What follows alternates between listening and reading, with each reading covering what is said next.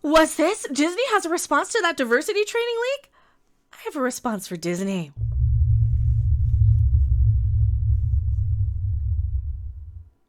Hello everyone, I am Queen Mecha the Merciless, Mecha Random 42, the one, the only, the original.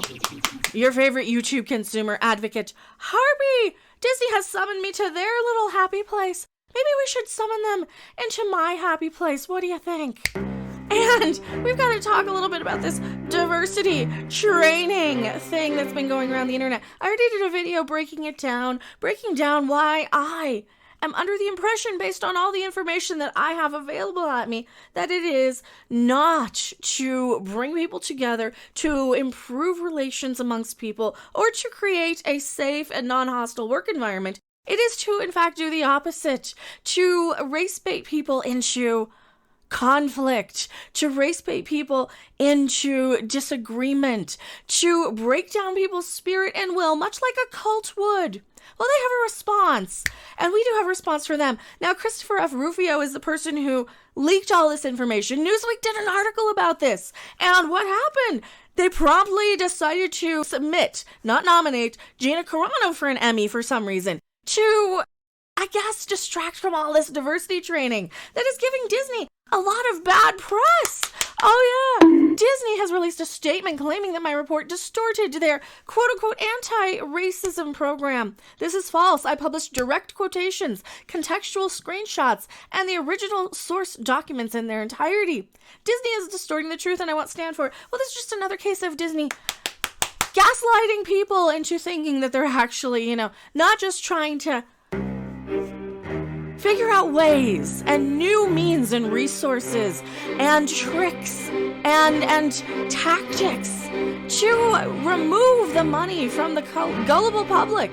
In their eyes, they think that you are so ignorant and stupid that you, the viewing public and the masses, will just submit and be okay with being called racist, sexist, whatever phobes and ists that Disney wants to label you as. If you decided you didn't like The Last Jedi for some reason, any reason, it could just be that you didn't like porgs. Oh no, you're a racist because you didn't like Rose Tico is what they say. Even if you just didn't like a porg. Why do I say porg? I like them, they're cute, they have cute little footies and they look like... I'm supposed to be ranting. I'm in my formal wear, we can't be cute. Well, even the Queen of England has corgis. And the Queen of England has corgis, and she is cutified by them. But then again, they're trying to cancel her now, aren't they? Let's read Disney's statement, shall we? These internal documents are being deliberately distorted as reflective of company policy, when in fact, their purpose was to allow diversity of thought and discussion. No, it wasn't. I read that, and you said you're not allowed to question, you're not allowed to have dialogues unless you're getting the pre-approved person that you can actually go to, which is what? The cult leader. Whoever's in charge of these little diversity training programs. And of course, these diversity training programs are only designed to break your spirit and your will, to tell you to submit, to tell you why you're wrong, that, people are kind of decent and everybody has a different life experience and that people are not the same based on their outside appearances. But no, now all of a sudden, for whatever reason, they want you to be anti-racist by seeing everybody's skin color and not treating everybody the same. I guess. That doesn't fly with me, now does it? Or any of us? These internal documents are being deliberately distorted. No, they're not. He specifically used specific screenshots and specific context and sources, like he said, as reflective of company policy. I believed that they were an optional thing, not a direct training procedure that every employee had to go through. Because if they were something that you force every employee to go through, well, as we got into in my last video, which I will link somewhere, they are very extraordinarily, aggressively personal. They like to pry into your personal life and details and beliefs, income levels, past experiences, traumas. They're intrusive is what they are. Intrusive questionnaires that they would be illegal if they were forced. That's why I assumed that they weren't even a mandatory thing. They were an optional thing if you wanted to join the cult. If you want to join a cult, you're free to do so. This is the goddamn United States of America until they tell me otherwise. So, and I'm not patriotic, nor do I care. In these difficult times, America needs a leader they can count on. And that leader is Pope Bob Iger. A Pope Bob Iger presidency means lower taxes, better schools, and Disney Plus for all Americans. He's already in the Vatican.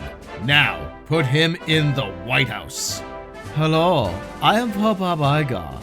Not only do I want to be Pope, but I want to be your president. Vote for me or the Twitterati will cancel you and everyone you know. When you cast your vote, vote for the one man who will make America the happiest place on earth. Pope Bob Iger. I have Baby Yoda's vote. What about yours? I am Pope Bob Iger, and I am approving of this message. You want to join a cult? You want to worship Queen Mecha? You go right ahead. I know some of you like it. When, in fact, their purpose was to allow diversity of thought. No, it wasn't. No, it wasn't. It was conform to the group speak, or else. Conform, or else. You're wrong because you think this way, and conform, or else. And discussion of the incredibly complex and challenging. No, they weren't. There was no discussion. It specifically said, and I remember this line because I read it and I edited it myself, that no, you were not allowed to ask your coworkers of their experiences because they were trying to silence the voices of the people who would say, hey, maybe I'm not oppressed like you say I am. So you can't go to one of your colleagues and ask them their opinion. There is no discussion. There is no diversity of thought. Incredibly and complex challenging issues of race and discrimination that we as a society and company nationwide are facing. Well, you know what, Disney? You're there to sell me escapism. You're not there to sell me documentaries on the struggles of it, because you know what? I can go and watch that, and I have no problem watching that. I am somebody who likes to open my mind. Open your mind.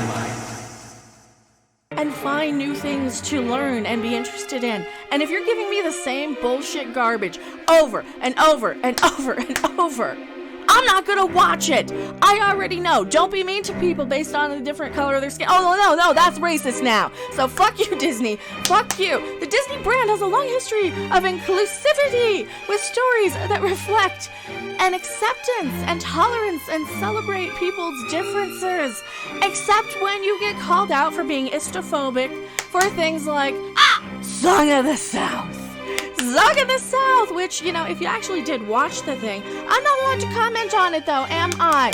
I'm not allowed to comment on any of the previous people who might have come to the defense of this film. I'm not allowed to have an opinion on that one, because that one was, banned and buried when I was a kid, even though they brought it back out into the theater when I was young. So don't you fucking tell me you're inclusive and diverse and everything else under the sun when you keep having to remove and censor and label and put warnings on your more controversial quote-unquote films like Dumbo, for example, all right? And we've consistently demonstrated in such popular films as Moana, Coco, Black Panther. How come people weren't upset with some of the more stereotypical things? I know Terry Gilliam was. He called out Black Panther. He called out the filmmakers for saying, have they ever even been to Africa? Nope. Soul Ray of the Last Dragon, more stereotype stuff, global entertainment companies. We are committed to continuing to tell stories that reflect on the rich diversity of the human experience. You know, I go to the movies to escape all of the problems of the day-to-day world. I will have no problem joining a wagon charity, jumping on board a good cause when I choose to do so in the time that I choose of my own choosing. If I am choosing to go and see a film, to entertain me, to take me away from real life for a minute, to go and see what's up with the adventures of Luke Skywalker. No Disney hater that I am, and I'm not going to hide the fact that I am a known Disney hater. I want to go to the movies for an escape from real life, so I can dedicate the proper time and energy to saving the whales, the snails, the whatever you want me to say. I don't care. Here's the problem I see with a lot of today's society. with today's society, they want to force everybody to care about whatever cause they think is the most important thing going on right now. When I was a kid, like I said, it was the rainforest, it was the whales, it was save the planet, it was save the it was every freaking thing. And that's great if you want to save everything. Go right ahead, knock yourself out. Fix the world, fix the planet. You cannot force people into caring at the same levels and the same time for the same causes as you. You just can't. That's never going to be a thing that's going to work. And shaming and guilting people with this new sense of social conditioning that if you're not with us, you're against us. That never works throughout history now, does it? I am Queen Mecha, the Merciless. Fuck Disney. I will see you guys on the next video, live stream, or wherever. Bye. Thanks for watching. If you liked it, make sure to hit that like button. And if you want to see more, don't forget to subscribe. See you in the next video. Bye. Fade in. Fade out.